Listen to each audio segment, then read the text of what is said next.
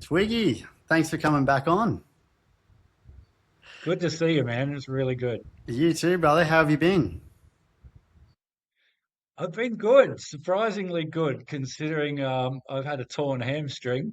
But yeah, it's been an interesting journey. I think I'm on day 35 since I injured it, and I'm nothing short of amazed at the resilience of my now 57-year-old body and how quickly and how amazingly it's healing. It's incredible. I'm like, wow, this is awesome. I can't even say anything super negative about the whole experience, except that it kind of sucks not to be surfing. But even that, I kind of the first few days I was like, oh, this is going to be a while, you know.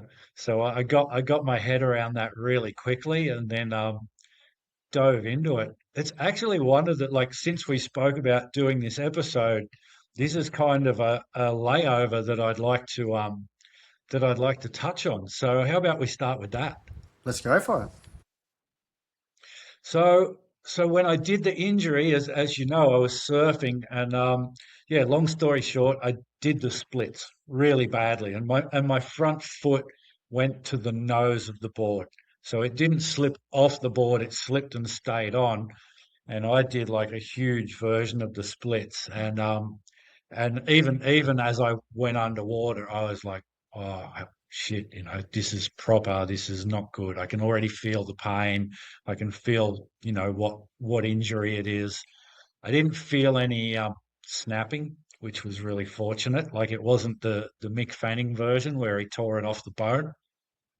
But but yeah, and then by the time like it was a real mission trying to get in. I had to paddle up the river and then get onto the sand and kind of drag my leg with me to the bike like Quasimodo style.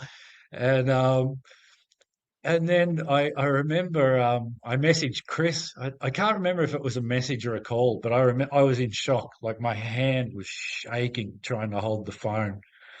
And then he and my other friend who's a physio, Sean, they're like, there's nothing you can do. Like it's the next 48 hours to plus is just waiting to see the severity of the injury. Get rest, take anti-inflammatories, um, just chill. So I did that. I came home, had a quick shower, lay down, supported the leg, took Voltar and took pain like just paracetamol. And then that night, because I have some stuff which we'll go into later, called carbon 60, which is the carbon element expressed a particular way, suspended in olive oil, and it's like super powerful antioxidant, like 200 times vitamin C powerful. And I put that on the injured area and wrapped it in cling wrap and went to bed. And I woke up the next day and it was a lot better. Not like in the sense of like in the period of 12 hours, I was like, wow, this stuff never ceases to amaze me. But anyway, I, after about day three, I basically went into this phase. Like the first 3 days was getting my head around it. Okay, you're not going to surf for a long time. Could be 6 weeks, could be 8 weeks, but you need to be ready by the end of May to go to work again. And and then I entered let's call it a relationship with ChatGPT, and it's been nothing short of incredible. And having like quite a good amount of body awareness and being able to sort of look inside and ask myself what's going on on many levels of my own person, physically and mentally. So I basically started checking in every day and asking questions and giving information.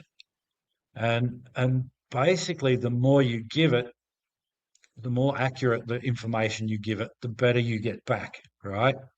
So details, they matter, and the better you can articulate them, the better responses you get. So basically, I've been, you know, not really, haven't found the need. I didn't get any scans or MRIs or anything like that, right? I just thought, all right, day 3, this is probably a mid-range grade 2. Let's go with that. And then if you can imagine like a graph where the top 40% and then the bottom 40%, and in the middle there's a 20% zone, right? So it helps you this daily checking in and checking out and asking, what should I do and how? It keeps you in this zone where you never do too much and you never do too little. And that's really helpful. And I found it was also like it's not only very helpful for the recovery, but it's very helpful for peace of mind because this AI thing has access to so much information. And I'm like, I know there's good and bad to this stuff, right? And I would say like ChatGPT wouldn't be my go-to for other things, and I'll point that out again later and tell you why. But but yeah, it's the the ability to sort of bounce information off it and ask it questions and go, this is what I'm thinking and this is how I feel today, and my body's telling me this. What do you think? And if you've told it what you want it to do, it'll go, yep, you're spot on, or it'll go, maybe that's a bit much. I think you should, and you sort of just cruise through that 20% zone, like I said, and it took me a while to work that out. But when I did, I was like, oh, cool. And then it's only in the last week or so I also realized that because I, you could say, bound by the people that created it to some extent, as all AIs will be. They're given information, but they're told how to operate as well. They even at an ideological level, but not so much for physical injuries, right? So I realized about a week or so ago that it always gives you just under what you're probably capable of, because it doesn't want to be wrong, right? Because like poor feedback is poor feedback. Like if people leave poor reviews and go, oh, AI told me to go and run a kilometer and now I'm re-injured, that's just a rough example, then that kind of sucks for them. So it does keep you just under probably what you're capable of. And I've kind of worked that out now, and I'm able to sort of go, all right, it's told me to do this. I'm going to add this one little thing and just keep. And as soon as I started doing that, I healed even faster, and I started to feel strong again. So yeah, it's been super interesting, man. Like inspiring, amazing. I I'm very grateful for that because as you know, I live in a very isolated area, and I even sent my friend who's a physio in Chengdu. I sent him a message one day because I wanted to see what he'd say and just correlate that with what AI was saying. And he literally sent me a link for ChatGPT because he was really busy. So he just ran a few questions into it and sent it back. And he said, this is spot on. Just do this. And I was like, all right, cool. So yeah, it's incredible, man. It's incredible. Just to paint the picture a little bit more, you had just come off a very significant boat trip. Like you were working beforehand, so your level of fitness and the amount of surfing that you had done before having this injury was at a very high level. And so, how was that for you? And not only using AI as a sounding board, but how has it been for you on a mental level, like going from that peak performance to then just everything stopping? It's like learning. Well, I literally had to learn to walk again. I had to teach my injured leg, today you can walk a little bit, and you're not going to be it's not going to be a 50-50 equation, you know. And then as days go on, you start to, okay, you're coming back to alignment with the rest of the body. But yeah, it was challenging, but I also think there's something in this that I've thought about this pretty deeply. Is like there's something about how okay I am with things lately, and definitely got something to do with aging, man. Like I turned 57 a couple of weeks ago, and I'm like I said in our other podcast, I really expect to live this long, you know. I've reached a really cool level of I'm okay with whatever happens, and even to the point where I often think, you know, if it was time to leave, it's time to leave. Go see what's on the other side, right? But um, but yeah, I just when I did the injury, like those first few days were difficult, and I just mentally prepared for the road ahead. And then as I got on that road, I had some really powerful realizations that if you didn't do all the work that you do, this injury would have been a lot worse and would take a lot longer to heal. And I had a lot of people, you know, in my age demographic and maybe a little bit older, and they'd say, "Oh, it's just this is just what happens at this age. It'll take a long time," and blah blah blah. And like I said, I'm blown away by how quick it's healing. Like day 35, I could see myself surfing in the next 2 weeks quite easily, and probably will be. That's incredible. I mean, just to trying to conceive that kind of injury at that age, I feel would crush a lot of people and put them into a tailspin of thinking, like, as you said, like, all the negative, what could be's or what is, but it's like the way that you've just completely surrendered it, not only within your natural ability, but also to the whole external outcome and just taking it day by day is really quite incredible. Yeah, yeah, and there's this whole I've thought about this particular phrase a lot over the last, number of years. Um, and it's never, oh, what happened to me or what's going on. It's always, what can I do? And that simple phrase, that introspective question, what can I do? And you go and look at that, and like, day 6 or whatever it was, I was able to get on my bike and ride down to the beach and walk like 50 meters along the rock wall down on my side of the river. And I was like, no, that's enough. But I was stoked, you know. And then the next day, I was able to walk 100 meters out the front of the house here. And I was like, yeah, cool. So the little things, just if you can add like one layer of something, that whole 1% better each day conversation, what can I do?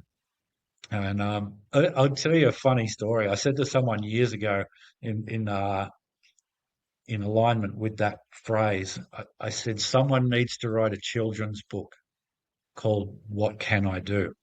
Because children, like, they get very focused on what they're not allowed to do. Like their parents say, "You can't do this," and it's time to throw a tantrum, right? Or you go to the amusement park and sorry, you're not tall enough for that ride. It's like, fuck. So there's all this, you can't do this, and it propagates like a reaction of losing your shit kind of thing. But if you are able to write a book that taught children that when they were, look, you can't do this and it's for a legitimate reason at this moment, just to reset and go, what can I do? Well, there's all sorts of things I can do. I'm a kid. Like, there's a beautiful world outside. Let's go and do some cool shit. So, so it's an extension of that mindset that I came across many years ago, thinking about kids, like how much it sucked when you were little and you were told you couldn't do something, and because I was that kid. I was like, I can't do it. I get so upset, rather than kind of reset and go, all right, hang on. I live in this world where there's all sorts of things available to me. I can do lots of stuff, right? Just not that yet, but in future, yes. It's such a beautiful reframe because it's instantly you've just shifted your whole perspective and then using each step as a guide of introspection to connect to what you can actually do and then when to push and when to rest. And so it seems like Yeah. taking that exact approach has led you to exactly where you are. I mean, you're 2 weeks Yeah. away from Yeah. surfing. Yeah. And it's like, if we break it down to its rawest form, it's so fucking simple. It's like focus on the positives, you know. Where you're gonna find something to be grateful for, and that's the game changer. Like the hardest thing I ever did in my life was change the way that I think, right? And then from there, like so much becomes available. Your whole world expands, right? Just because you can think differently. You can think, all right, hang on, this is a problem, but let's not get stuck looking at the problem. Let's look at the avenues around the problem or through, even if we have to, right? Yeah. Wow, what a powerful line. And because you think about it, because if you do that hardest thing first, then everything becomes easy. Yes. Yeah. And it's purely just how you Yeah. frame it, It's how you look at it. pattern recognition and the ability to adapt and change. It's like you know, the kids learning to surf. You know, they just repeat the process. They recognize little things. Sometimes they don't even recognize they're changing. They're just going, that didn't work, try something else. Mm. And then the something else works, and then they layer on top of that again.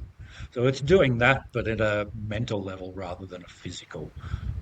Absolutely. I mean, it's quite interesting when you think about that we are the creators, right? And also the creators of our own suffering. So it's, and people talk about the challenge it is to step onto a path of introspection. But really, it's like, as you just described, like it is really about a mindset shift. And you once you realize that the way that somebody's focusing on something is what is being created, then ultimately there can be an Yep, adverse positive effect with when it comes to the same application. yep, 100%. And like even like, and you would know this better than me or virtually anyone, right? Something as simple as like there's avenues of help available to people, right? And there's if I was to say like things like therapy and psychology, right? Like I love what you're doing. Like I watch your posts and that. I'm like, yeah, so cool. I think that's for me being of my age demographic, that's very inspiring because I know like growing up and say for example, I probably mentioned in the other podcast, like before I went to prison, my I went to get help and it was difficult to find through government run agencies. They were like very it was no individual that didn't want to help me, just the way they were run, right? And I became very disillusioned because that was really difficult to even take that step to admit that I needed help. And I was thinking about it this morning, like thinking about our call, and I was like, there's this thing like with therapy and psychologists and things like that. I think especially for I can't speak for even your generation, you know what I mean, or younger, but I know for mine there was a real stigma attached to that type of thing. There was for me when I was younger, and I know it was across the board, like nearly everyone I knew. So when I was recommended a psychologist by my lawyer, I even remember the feeling I had. My initial feeling was, "Hang on a sec," and the smart man that he is, he said, "It'll look really good in front of the judge." And I was like, "Oh, maybe I should go and do that." Right? So good on him for saying it because he was the one that got me across that line. Um, So, and then I did, and she was amazing. And she taught me how to break things down into smaller time frames rather than, look at, oh, I can never do drugs again or whatever, blah, blah, blah. Because for someone who's in the middle of addiction, this is a hard thing to comprehend, right? But if you break it down into, I'm just not going to do anything for a month, even if you've got to start with a week and then see how you feel. So she helped me with that, and there was a profound effect and result. So much so that I wrote her a letter from prison, going, "Wow, you changed my life. Thank you." You know. So yeah, I think that's it's really important that people sort of just understand that there's so much out there that can help because you get lost in your own little world of what can I do, and oh, I can't do anything. I think man, there's there's a really good documentary called "What About Me" by One Giant Leap. I might have talked about it to you at some point, and they interview briefly in it Noam Chomsky, and he says something along the lines. He says, "I get hundreds of letters, right, from young people," and he says, "Nearly all the letters that I get from young people in developed countries or first world countries, they're like basically saying, 'I'm really unhappy with the way things are going. What can I do?'" And he said, "I never get those letters from the same demographic from poorer countries. They tell me, 'I'm really unhappy with the way the country's going. This is what I'm doing.'" Right? So there's this um, they've created, you know, the whole they conversation. They've created a situation in more developed countries where they make you feel more powerless because you're easier to control. And this is not woo woo. This is like legitimate how it is. So yeah, take from that what you will, people. But it's important to know that you can do just as much as anyone. You just got to believe you can. It's so true, so true. And I guess the first thing that comes to mind is the difference between how the West and the East view education. I mean, you've spent a Yep. lot of time abroad in a lot of different countries, and I'm sure you can resonate with the fact that you can see how valued it is in the East, how what the opportunities you can create if they apply, and the doors it will open, and what experienced in the West is it's very very different to that. Yeah, yeah, yeah. I think there's a lot going on that makes people feel helpless, and I think that's a really sad thing, you know. Um, yeah, yeah. I'd um, I'd like to move on to some other things, um, especially like I find like so the people. Let's rewind for a sec. The people that told me, "Oh, it takes really long to heal," and all that sort of thing. Like, my brother's got some health issues at the moment. I'm actually going on Friday to Australia for a few nights. I'm going to catch up with him. I I, I haven't seen him since 2020, I realised, and I'm looking forward to catching up with him. And I can use him as a example, but there's examples again quite broad across people my age, and they tend to believe the first thing they're told when it comes to a health issue.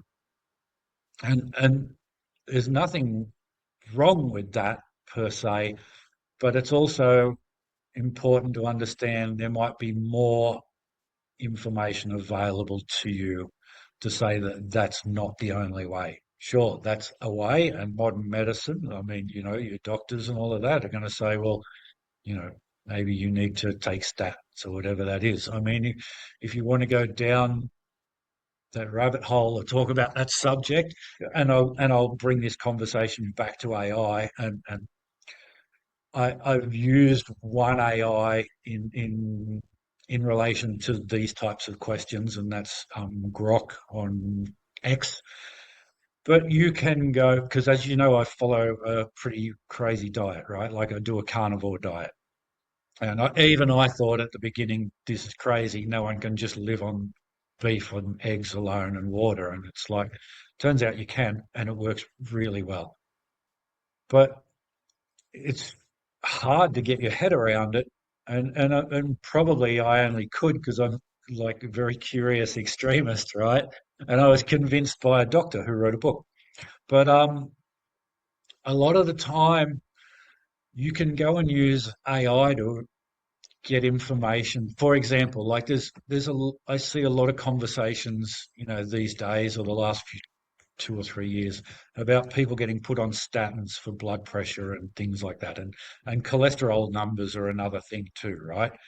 Um, you could, for example, if you want to research this type of thing, just go to a responsible AI, and they should all give you the same answer. But I used Grok, right? And I was like, tell me why have the recommended numbers, cholesterol numbers, why have they dropped over the last 1 to 2 decades?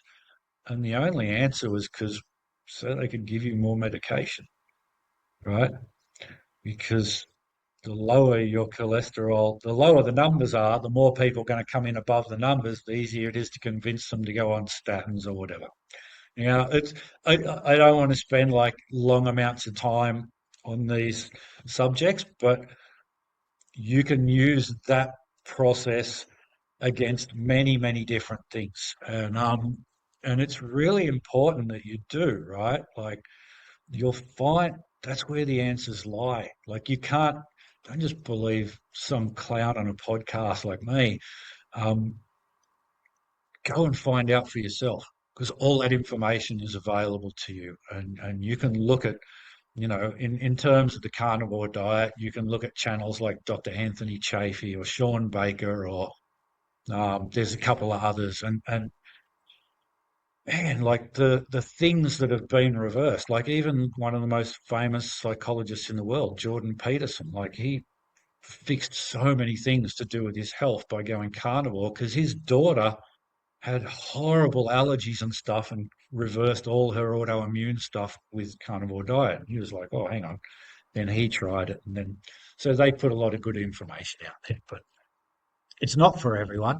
It's, it's hard at the beginning, but there's some huge benefits. Like I can even tell you, and I was slightly aware of this on my journey into ketogenic diets and supplementations around 2018 or so. And I found when I used this exogenous ketone drink, which puts you into ketosis, that there was this not even a subtle switch of neuropathways that crave carbohydrates and sugar. They got turned down to 2 from 6 or 8, you know. And I was like, wow, I don't even feel like that crap anymore. And I've noticed an extension of that on the carnivore diet because it's basically a zero carb diet. And your body knows how to make carbohydrates from protein, right? It's called gluconeogenesis. You'll be fine. Don't believe anyone that tells you you can't live without carbohydrates. Your body creates them. Um, but this is a strange story, right? But it's worth mentioning because a few years ago, um, so for context, right? When I had went through my whole history of drug use and abuse, towards the end, I was literally cooking cocaine back to its purest form and smoking it, more or less crack, right? Super powerfully addictive. And the process for making it is incredibly simple. And I'm not going to talk about it here. No one needs to know. But when you do it, it looks like oil on top of water, and then it solidifies as you cool it. And here in my kitchen, I don't have hot water in the kitchen, but behind my kitchen's my outdoor bathroom, and there's hot water there. So I often have to use hot water to clean some of my dishes and things because I use a lot of fat in my cooking. Like fat is my fuel. So I soap and water, and I often tip fat down the toilet and get rid of it. Sometimes there's some solidified fat on top of the water in the toilet, and I would see it, and my instant reaction would be at a neural reaction to like, oh, that reminds me of something I used to really like proper dude, like a real an activation of those pathways, and I'd be like, wow. And then my coping mechanisms would kick in, and I'd think about how bad I used to feel after I'd done it, and go, oh, thank God I don't do that shit anymore. But that went on for a little while. And now that I'm like nearly 3 years into carnivore, it doesn't happen anymore. Like those pathways have been so turned down that I'm like, whatever, man, doesn't matter at all. So, yeah, I just wanted to point that out because, like, I know a lot of people struggle with addiction, even if it is to just sugar or alcohol or whatever. And there's a lot of cool tools you can use. I'm sure you've seen people talk about ibogaine and the results that's had. I haven't looked into that one myself personally, I'm more interested in stuff that benefits me, and I no longer need to look into that. But maybe I should if it can help others. What would you say? So obviously you've got a very open mind, and you're very much willing to put yourself in the experimental phase to figure out and get the data for yourself. How would you recommend or suggest somebody go about it if they have really followed like a very one track mind and they kind of want to get into exploring but not think that they're diving into these conspiracy theories? Like how do you bridge that with that curiosity? I would like I'd never wondered about this until you just said it, and the answer came to me straight away. But before I tell you the answer, I'm going to say this: just like AIs are created by particular groups of people, and their ideology is put into that, so is something like Google, right?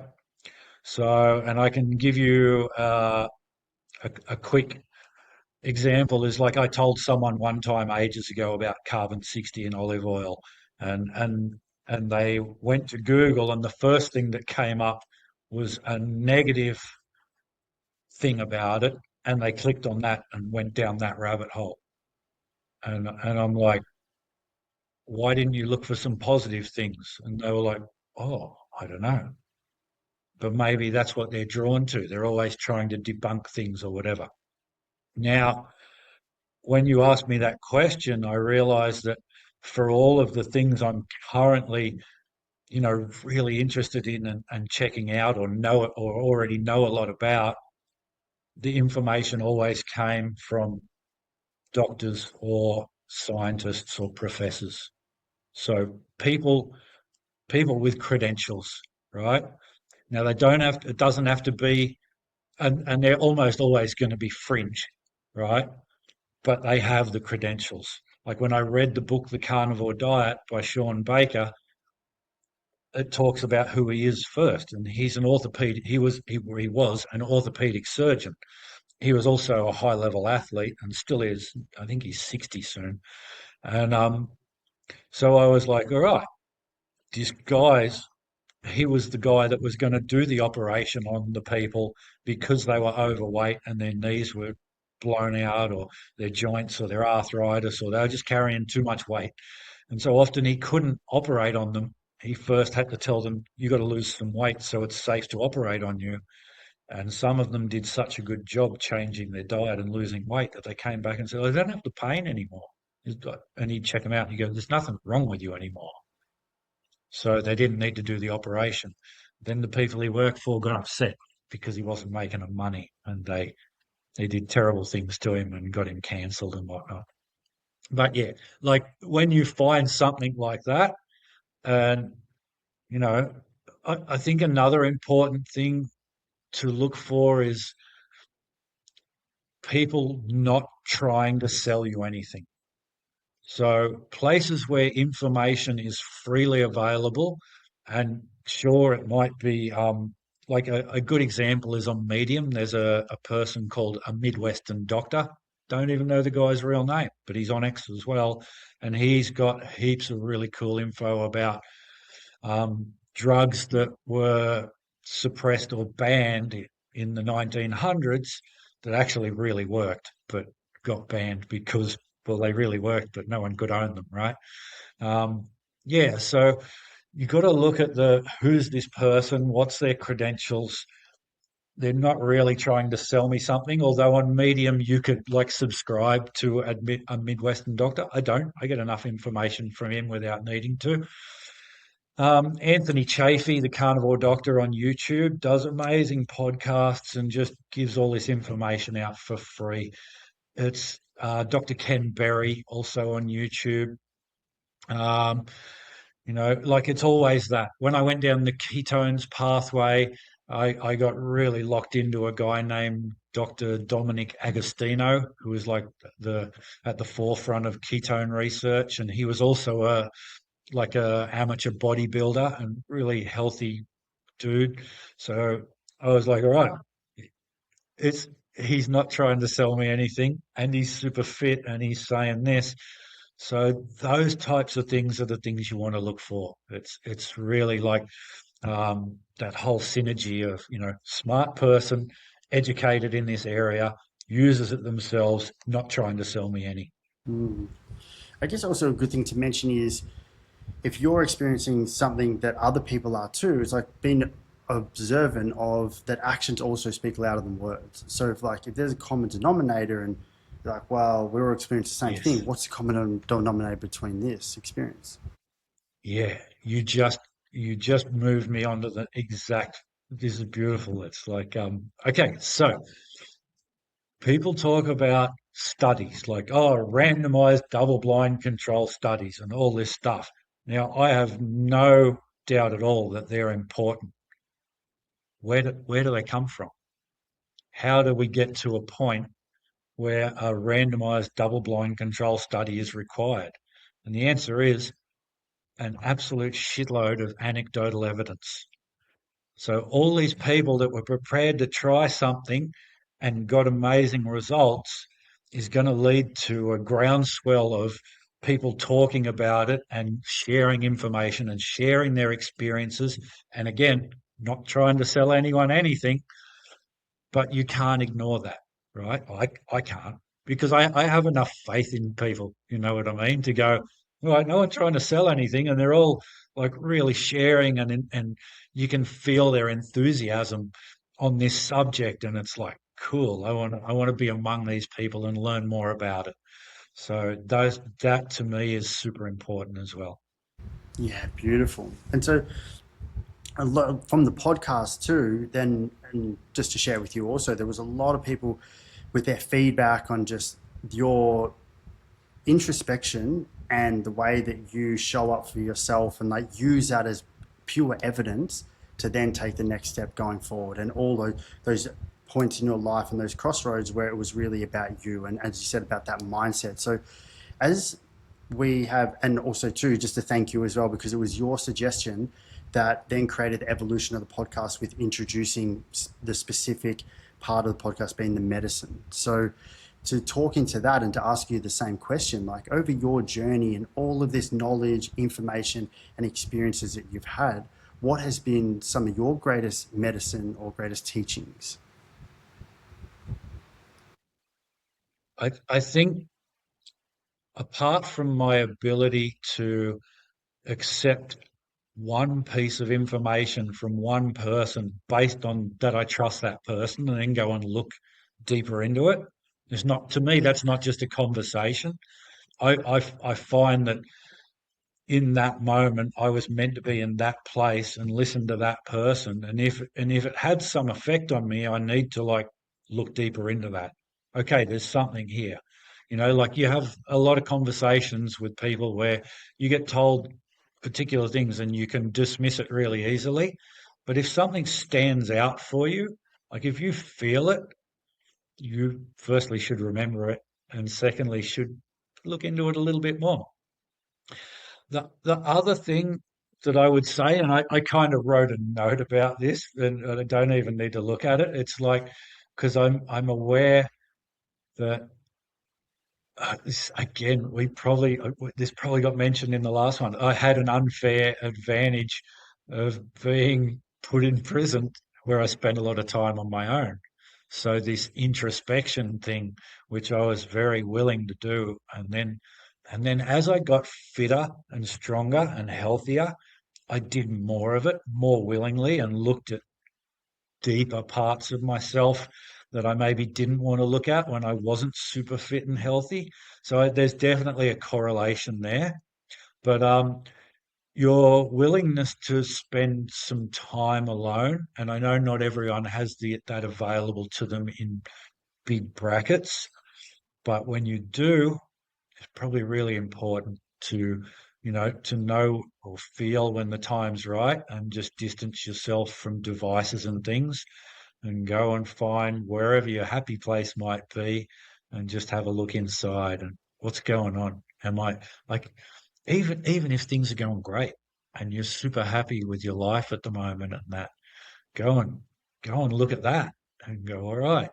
what can I take from this introspection to keep the ball rolling? Because, and I guarantee you, there's going to be, the better things go for longer, the more impactful it is when the shit hits the fan, right? So, be ready for that. Don't will it to happen, but just understand like things are going really well. Let's remember all of this, and at some point there's going to be a speed up, could be a hammy problem, whatever it is. But yeah, understanding that the ebb and flow of life's always going to be there, and it's probably only exacerbated or more intense based on how you think about it rather than what actually happened. Very good call. And say that also the choices that come with that discomfort. I mean, it's like I'll just ask you the Yeah, question now, particularly as you spoke earlier about the era in which you grew up in, and how men of your age would handle the position you're in right now. But for somebody who hasn't really had that time or had that introspection, like how would somebody go and be with themselves? How would they take that time? What would you suggest? What type of tools or approach would they take? like the key word that I mentioned, I think is where's your happy place, you know? So and like it doesn't even have to be in that, but maybe for example, for you or I, we could just go and be by the ocean and in a place where there's a bit of quiet space, no one there to interrupt us, and just be able to sort of go and look at things while we're near that place that really can we connect with. It could be in the mountains, and like nature really is. I guess the answer is nature. Like that's always going to be the way to really find peace. And I think even if you can't, probably the simplest, easiest way is go for a walk. There's something about walking and the way that it's not too intense on you physically and at a cardiovascular level, that it allows some really good introspection. Like if you if you made a habit of walking every morning to begin your day, I guarantee you, while you would quickly learn that while you were having that walk, you would actually set your day up in your head and go, all right, these are the things I've got to do today. How am I going to approach them? You put things into some sort of order. Some days really well, and some days a bit more loosely, but always it's going to help. Yeah, absolutely. Wow. Twiggy, it's been amazing to reconnect. Thank you for sharing your medicine and all the wisdom that you have and so generously offering out into the world. I know that there was a lot of people who really resonated with your story and the approach that you take to life. So thank you very much for sharing once again. And Cool, man. It's been a pleasure. absolutely, man, I'm excited to hear how it feels for you to dive back into that ocean and get back on the board. Yeah, cool. Before I go, I just want to say to people, if you're interested in going down some rabbit holes, carbon 60 in olive oil, DMSO, which stands for dimethyl sulfoxide. Scary name, but it's pretty amazing. And also maybe MMS or CDO, and it's also known as chlorine dioxide. And don't be scared that it's chlorine because of the dioxide. But those three things are very relative to what I said about, especially with a Midwestern doctor, about suppressed things that can heal very well. And I'm using all three of those at the moment.